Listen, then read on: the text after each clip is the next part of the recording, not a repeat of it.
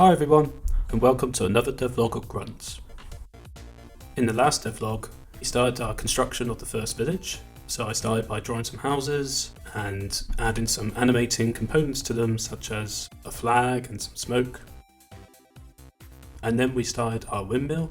I showed how to animate some of the components to the windmill. And then we quickly drew and animated our postman, who's going to deliver all our mail for us.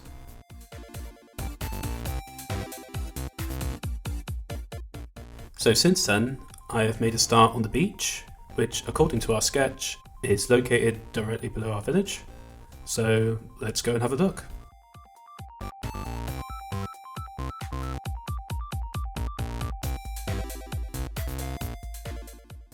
As you can see, Ralph leaves a trail of footprints behind him. This was easy enough to implement. Obviously it involves drawing the footprint, which I did on Affinity, and then coordinating Ralph's animation with a footprint script. So every time that Ralph steps onto the ground, it will activate a ball, which in turn will activate the instantiation of a footprint prefab, which will slowly disappear over time.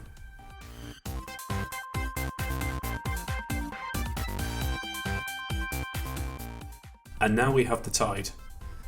This was trickier than I thought it'd be. Obviously it involved making up the sea itself, which is an overlay of a few images, and then using sprite masks that I can stretch and move up and down to give off this effect that the sea is coming in and then slowly receding. I used some shadows, so it looks like when the sea was receding it was leaving this sort of mark on the beach. And then I used two different box colliders, one to actually block Ralph's path so he can't go any further, and then one as a splash area, so when Ralph enters it, the water will start splashing.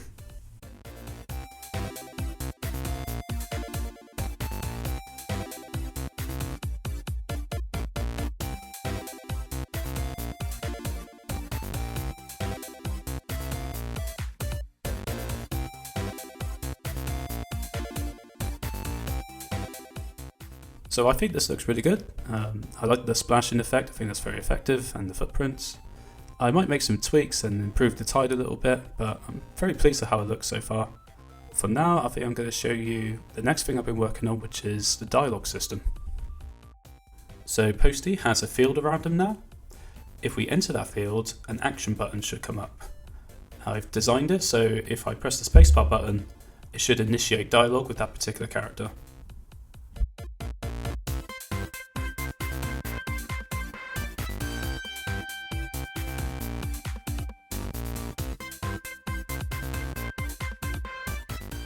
So I'm very pleased with how this looks. I wanted to have that speech bubble to come up and the character to have a talking animation during the typewriter effect.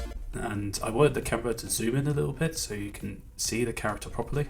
Now, I've made dialogue systems before, they haven't been great, at least not very flexible for different situations. So I decided to follow a tutorial series on a dialogue system by some Mag Games, which was a really useful series. I managed to adapt those scripts for my own game.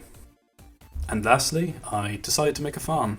Because every game has a farm in it now, I thought why not, I'll make one myself. It fits in with the island, let's make one. So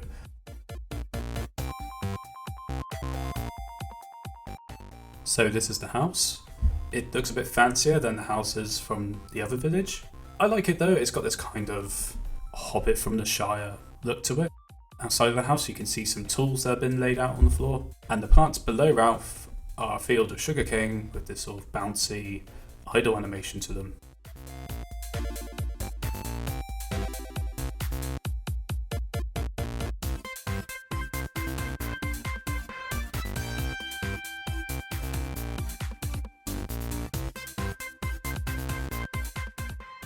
Oh yeah, I also drew this scarecrow as well.